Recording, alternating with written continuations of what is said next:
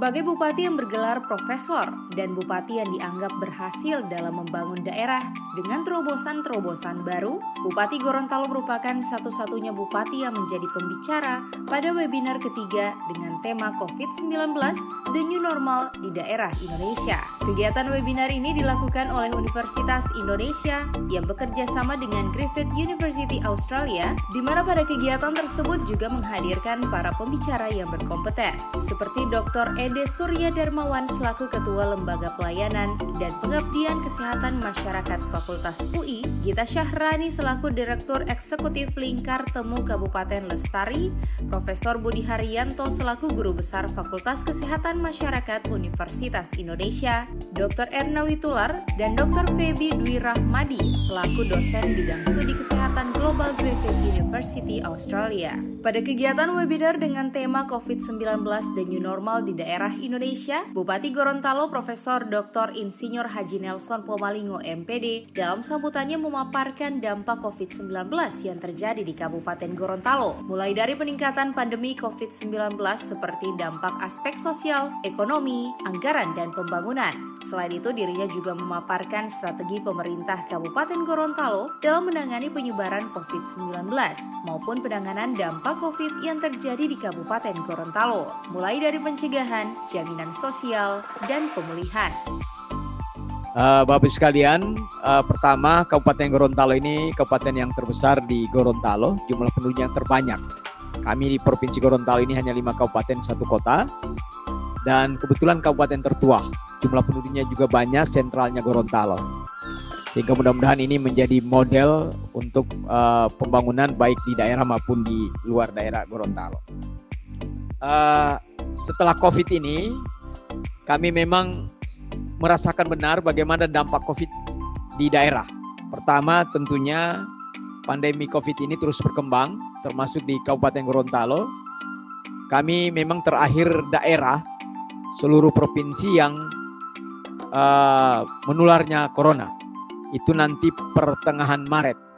Yang lain sudah kena, kami belum. Akhir Maret kami baru kena. Kemudian yang berikut, memang di dalam perkembangannya angka kematian kita terus naik.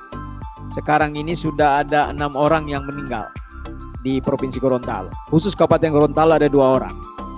Nah, yang paling ini lagi adalah dampak kepada aspek sosial. Baik pendidikan, keagamaan, bahkan juga berbagai kegiatan sosial lainnya. Contohnya saja di bulan puasa di masjid itu sangat terganggu, apalagi baru-baru kita melaksanakan Ramadan.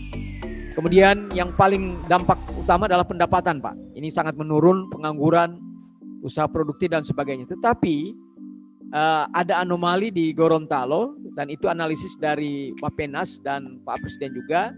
Ternyata di Gorontalo tidak punya dampak besar terhadap ekonomi, karena memang pada saat terjadi pandemi ini, corona, kami panen.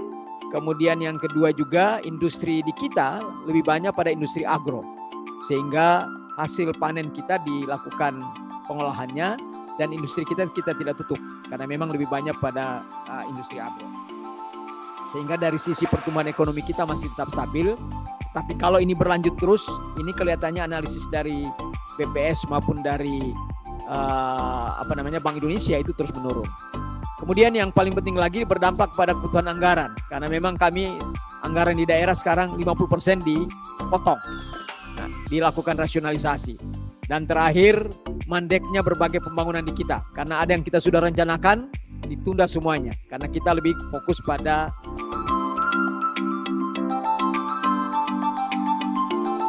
Pada kegiatan webinar tersebut, di mana Bupati Gorontalo selaku pembicara juga memaparkan langkah-langkah pemerintah Kabupaten Gorontalo menuju new normal di tengah pandemi COVID-19.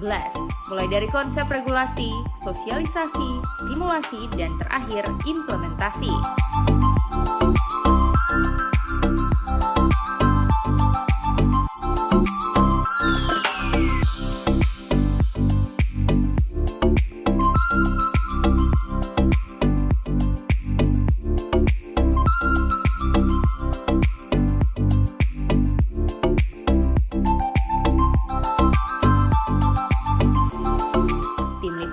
Advertorial Mimosa TV.